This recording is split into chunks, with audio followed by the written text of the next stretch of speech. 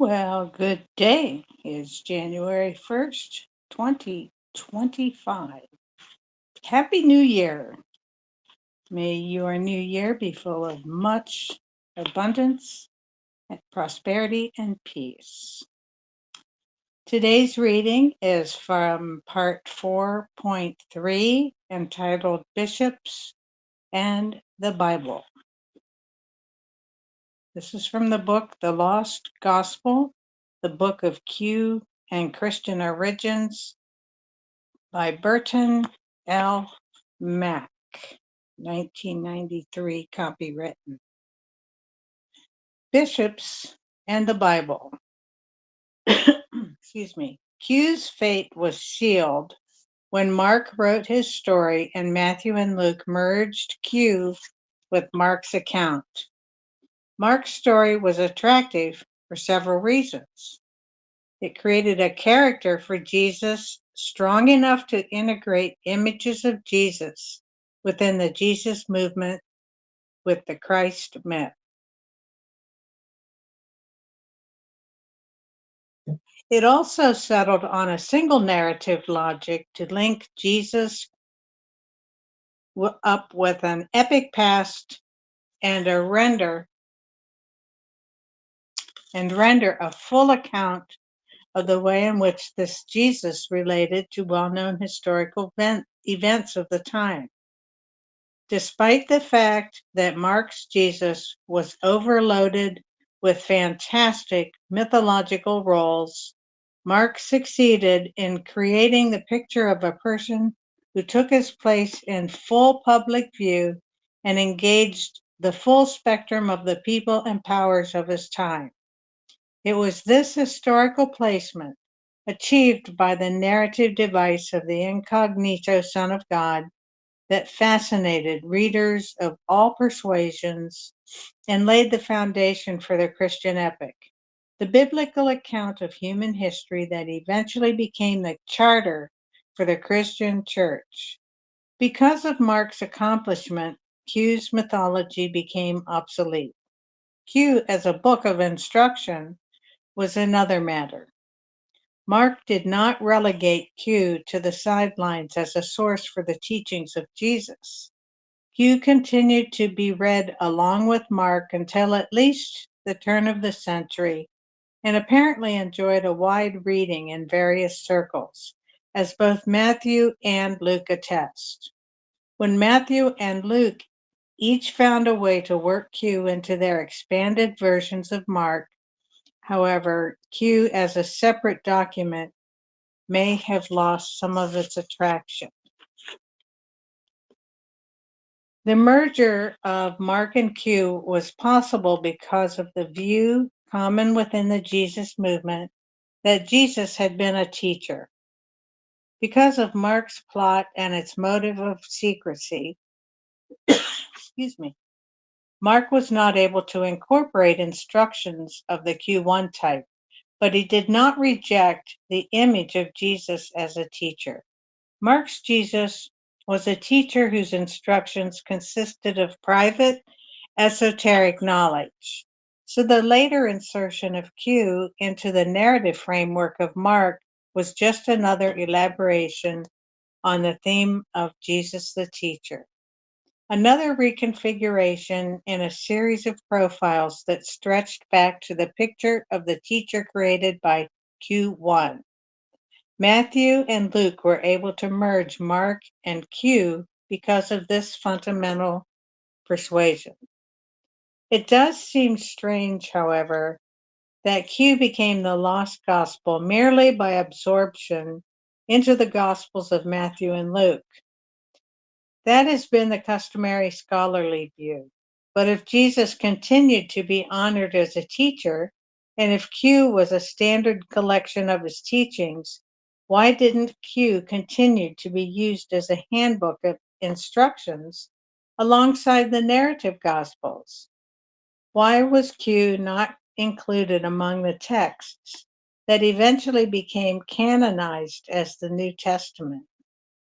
Duplication of material was not a problem in the formation of the New Testament. If four narrative gospels were not too much, a separate collection of the teachings of Jesus surely would not have overloaded the collection. And Q was a strong text, much stronger than others that were included, such as the so-called letter of James. That one wonders how Q could have been overlooked. The contents of Q were obviously acceptable to authors whose gospels were included.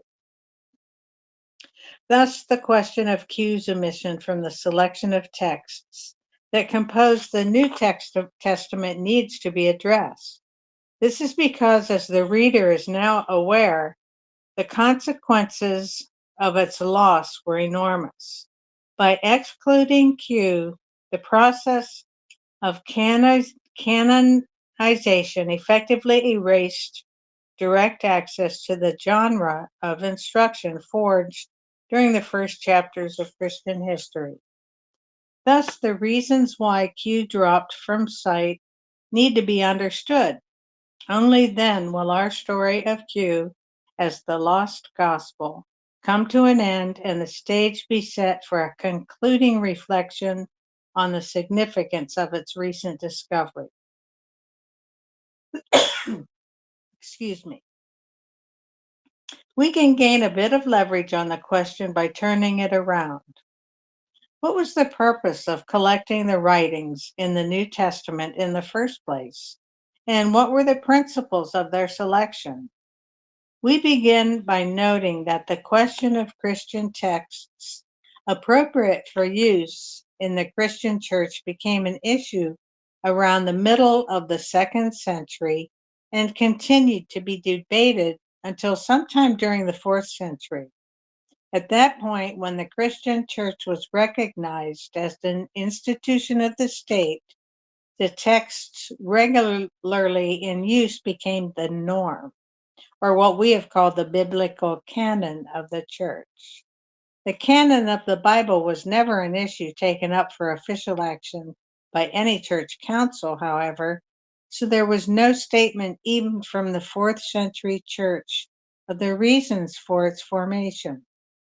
Canon is our word for the end result of a long history of practice.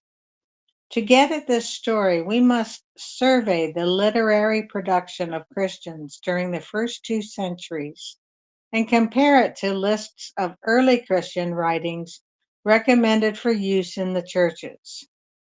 Such lists began to appear at the end of the 2nd century, and the writings included in these lists are essentially those we recognize as the New Testament. What is striking about the comparison is the severe reduction of a large spirited literature to a very small set of gospels and letters. Q is not the only document from the early period of Christian history that does not appear on these lists. Much of the literature from the 1st century has not survived in its original form. But judging from the Jesus traditions that were brought together in the Gospels, from the editions of Q and the Gospel of Thomas, the Christ cult materials reflected in the letters of Paul, books included in the New Testament, such as the letter to the Hebrews, lore in the Acts of the Apostles, the mention by later authors of works now lost, and the highly developed treatises of the 2nd century that presuppose earlier efforts. What we have in the New Testament is only a small portion of what must have been a very rich and sizable production.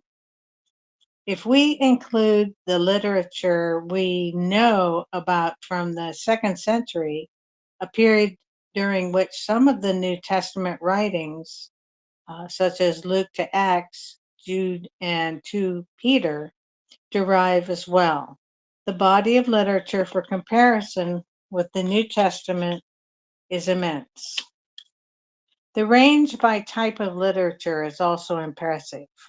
We have miracle story sets, pronouncement story sets, various collections of the sayings of Jesus, narrative gospels, infancy gospels, hymn books, instructions for community practice, liturgical prayers, devotional prayers, sermons, meditational treatises, ethical treatises, theological treatises, philosophical treatises, commentaries on the Old Testament, apocalyptic allegories, Gnostic treatises of many kinds, letters, exchanges of correspondence, Acts of the Apostles, martyrologies, and polemical writings against the Greeks, the Jews, the Romans, the Gnostics, the Marcionites, and other Christian persuasions. So we dare not assume that the writings in the New Testament are a sufficient documentation of Christian beginnings. Why Gospels and letters? There are only two exceptions to this twofold classification for inclusion in the New Testament. The two exceptions are the Acts of the Apostles and the Apocalypse of John. These exceptions can be explained when the logic of the Gospels and letters is clear. Why the Gospels? Why were the Gospels preferred instead of any number of other myths of origin, such as the Jesus of Q, the Christ of the Kerygma, the wisdom of the Gospel of Thomas, the revealer of the Gnostic Gospels, and other characterizations? The reason is that the Gospels provided a historical point of origin that supported the institutional claims of Christianity as the church. The Gospels were read as accounts of Jesus' life written by apostles. They were important for three reasons. First, without sacrificing the mythic role of Jesus as the Son of God, the narrative Gospels portrayed Jesus as a personage who appeared at a specific time in human history. Second, the meaning of Jesus' appearance was clearly derived from its relationship to the epic history of Israel. And third, the Gospels picture Jesus preparing his disciples for leadership in the church he came to inaugurate. This means that their primary function as narratives was to create the illusion of a chain of tradition that not only linked Jesus with the epic traditions of Israel, but also with the disciples as their apostles of the church. The purpose of the Gospels as instructional literature was less important than their authorization of the disciples as those who knew Jesus personally and whose own teachings and writings were therefore trustworthy records of what Jesus had said the church should be. The notion that was crucial for these new epic mythology was that of disciples as apostles. The term apostle meant one who was sent or commissioned to represent the sender. The idea that the disciples were apostles commissioned to represent Jesus in the missions that established churches in various regions became an integral part of the church's mythology early in the 2nd century. According to this myth, the apostles served as guarantors that the teachings of the church were derived from Jesus. From the 2nd century, there is evidence that in order to make this schema work, Mark was thought to have gotten his information from Peter, and Luke was thought to have gotten his information from Paul. As for Paul, though not numbered among the disciples, he was regarded as an apostle whose claim to authority was based on revelatory experience of the risen Christ instead of actual experience with the historical Jesus. With the two other Gospels, according to Matthew and John, the problem of authorship by a disciple apostle was solved by the fiction of direct attribution. As for the letters, one can see that they were understood to be the writings of the apostles. They are the letters of Paul, Peter, John, James, and Jude. But with the exception of the 7 authentic letters of Paul, apostolic authorship, sorry, I'm just tongue twisting here. Apostolic authorship of the letters is as much a fiction as the apostolic authorship of the Gospels. So a better question is, why so much interest in the letter as a genre? The answer is that the encyclical letter was the major medium for disseminating a bishop's instruction to the churches. In the course of the 2nd century, the leaders of the local Christian congregations in important cities came to be known as bishops, from episkopos, or overseer. Bishops presided over a network of congregations in their region, and the letter was used as a way to address issues of governance, ethic, and instruction in the faith. By the end of the 2nd century, there were bishoprics with strong central authority in the larger cities of political importance, such as Antioch, Smyrna, Jerusalem, Rome, and Alexandria. Bishops at these centers of Christian power were to battle one another for ideological and practical leadership of the church.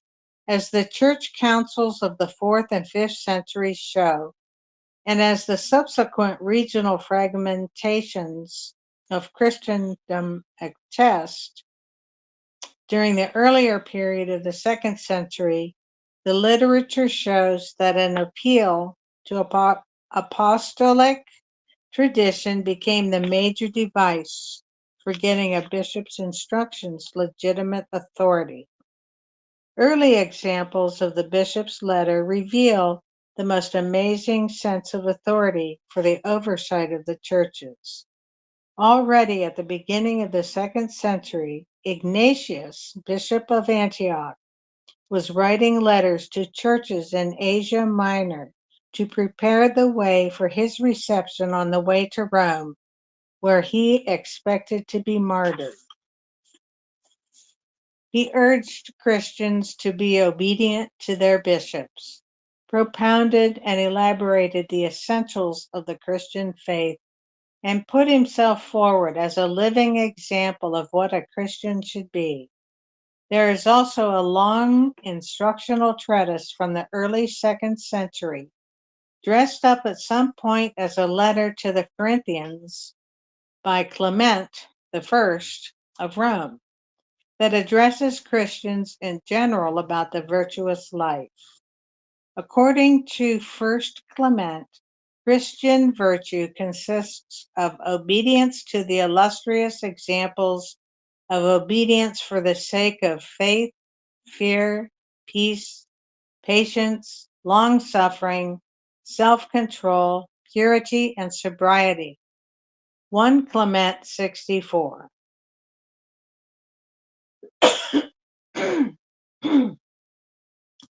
Excuse me. Jesus was the prime exemplar, but the list of examples ran through the epic of Israel, included a few heathens, emphasized the apostles, especially Peter and Paul, and of course ended by enjoining Christians to be obedient to the bishops as the guardians of Christian piety. There can be no doubt that this kind of instructions was the order of the day during the formative period of the church. When Christians congregated, sermons of this kind would be heard and letters of this type would be read. If so, one wonders why letters like those of Ignatius and Clement were not included in the canon? The answer is that letters related to this kind of instruction were included, but only those that could be fit into the apostolic myth. At first, Clement put it, the apostles received the Gospels for us from the Lord Jesus Christ. Jesus the Christ was sent from God. The Christ, therefore, is from God, and the apostles from the Christ. As for the apostles, they preached from district to district and from city to city, and they appointed their first converts, testing them by the Spirit to be bishops and deacons of the future believers. 1 Clement 42. So the letters of Ignatius and Clement were from third generation bishops, not from apostles, and therefore were not candidates for inclusion in the New Testament. The authors of the letters attributed to Peter and the so-called pastoral letters of Paul, uh, 1 and 2 Timothy, Titus, paid the price of anonymity by writing pseudonymously, but did achieve renown for their compositions by means of their inclusion in the New Testament. Note, however, that the subject matter of 1 Peter and Paul's pastorals has to do with the qualification for the offices of elder and bishop, and that the concern addressed in 2 Peter, dated CA 150 CE, has to do with rejecting the false teachers of heresy and staying true to the commandment of the Lord and Savior through your apostles. 2 Peter chapter 2 verse 1, chapter 3 verse 2. These letters then are not intended to be read as the instructions from a bishop to his flock, but instead as the instructions from the apostles about the importance of the bishops. A most coincidental buttress to the apostolic myth right there in the canonical corpus, wouldn't one have to say? This myth of a chain of tradition from Jesus through the apostles and on to the bishops is similar to the Greek notion of the succession of teachers in the tradition of a philosophic school. It therefore developed quite naturally among Christians and granted legitimacy and authority to the office of the bishop and to his instructions to the churches. As a result of this mythology, however, the importance of the teachings of Jesus, whether in form of a document like Q or as contained in the narrative Gospels, became merely symbolic. Jesus was still the guarantor for the truth of the church's instruction, but the sharp edge given to his own sayings as the sole source for Christian instructions was dulled. It was no longer necessary to attribute every instruction to the founder teacher. Instruction about Jesus was now just as important as instruction from Jesus. And the instructions from Jesus needed a great deal of interpretation in order to clarify their import for Christian faith, piety, and virtue. The letter of First Clement is an excellent example of this shift in the content of instruction for the church. It documents the attrition of the authority of Jesus' teachings and the rise of the authority of the bishop's instructions. The bishop's authority was derived from Jesus, the founder teacher, but the bishop's instruction could now draw upon the Jewish scriptures, the writings of Paul, Greek philosophy, Hellenistic wisdom, and the bishop's own teachings. The same is true of the Didache, a book of instructions supposedly from the 12 apostles. It begins by citing some teachings of Jesus from Matthew's Gospel on the Christian way of life, but quickly moves to the Ten Commandments, then to general ethical prescriptions given in the genre of wisdom instruction, then to instructions about obedience to the church leaders, household duties, the performance of baptism, proper days for fasting, prayers for the meal of thanksgiving, how to treat apostles and prophets, how to select bishops and deacons, and finally to an apocalyptic warning. The voice of the author does not change from beginning to end.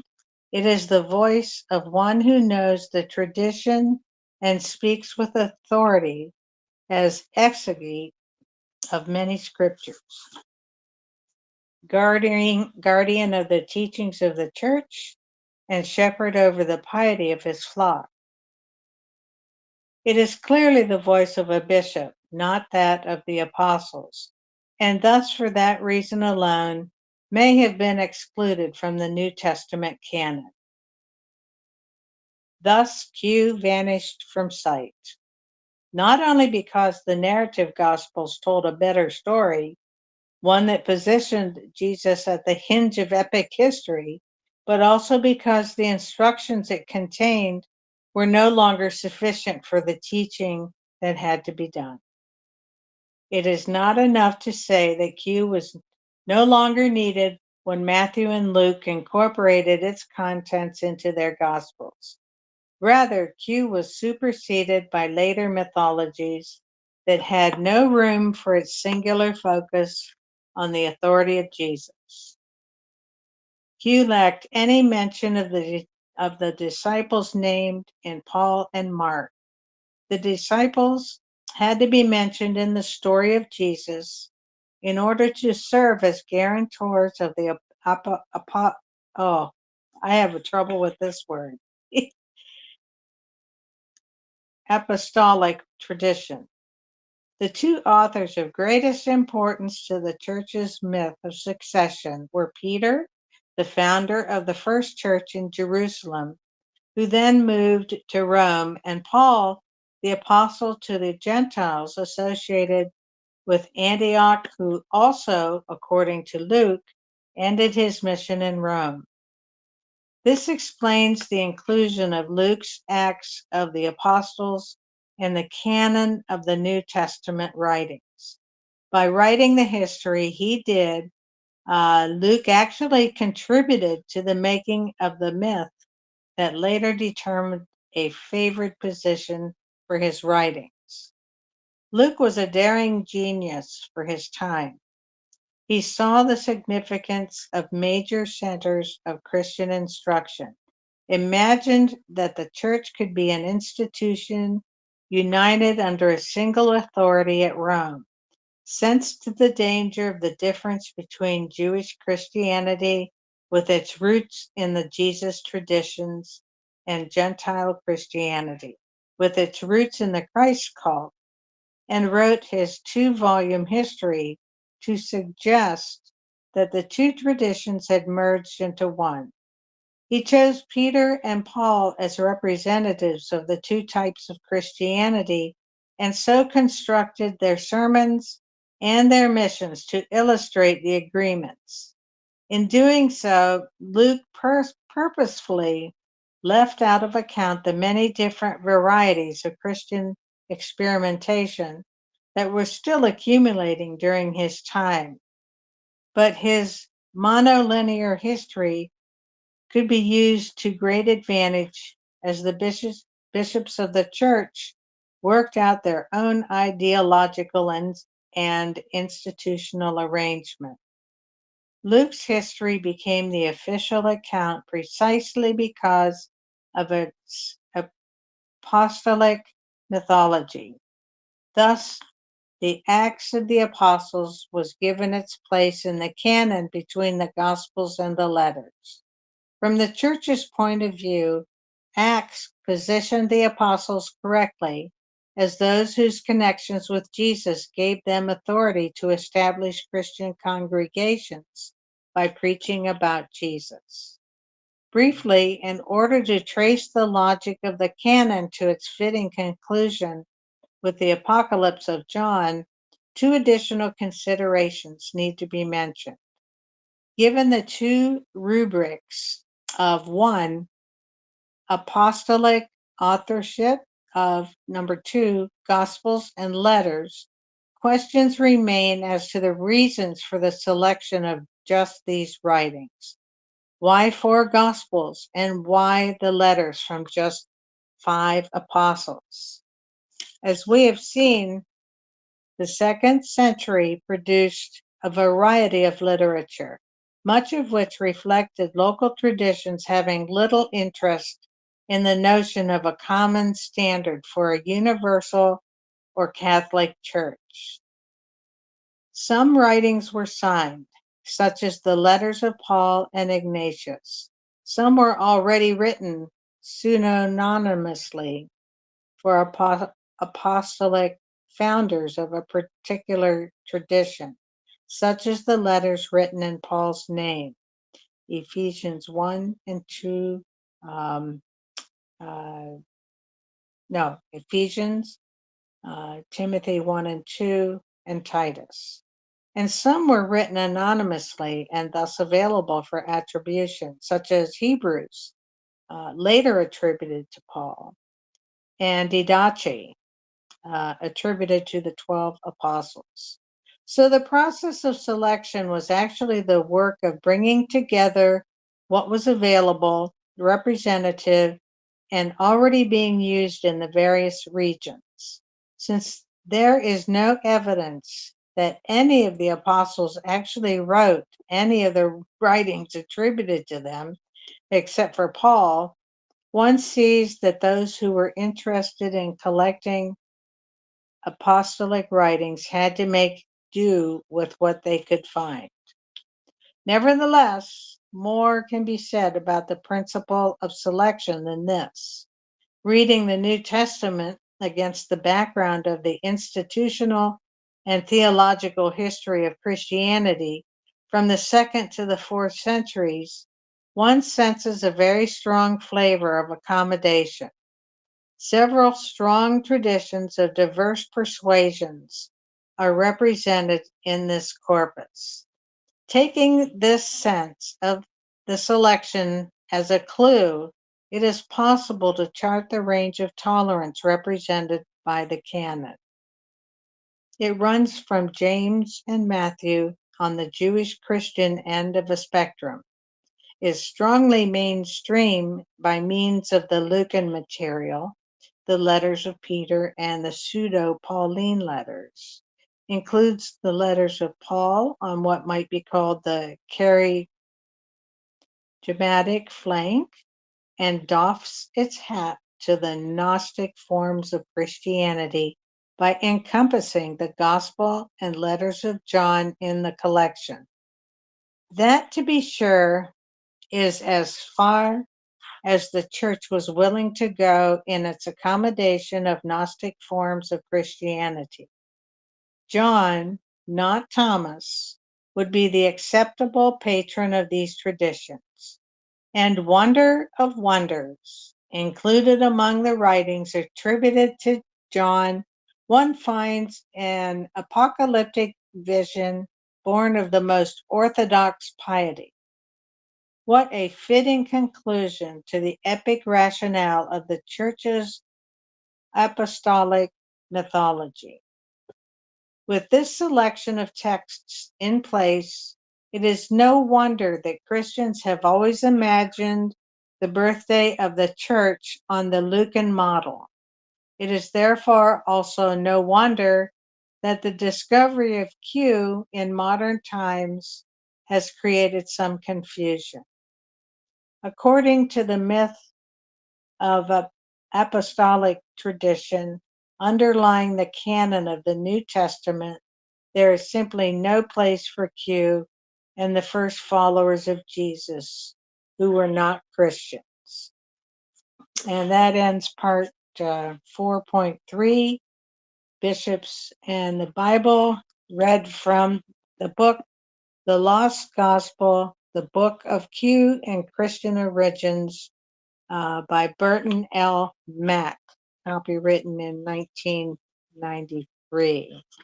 So stay tuned for part 4.4 entitled Christians and Their Myth. I will be reading that one next. Thank you for listening and Happy New Year. Good day.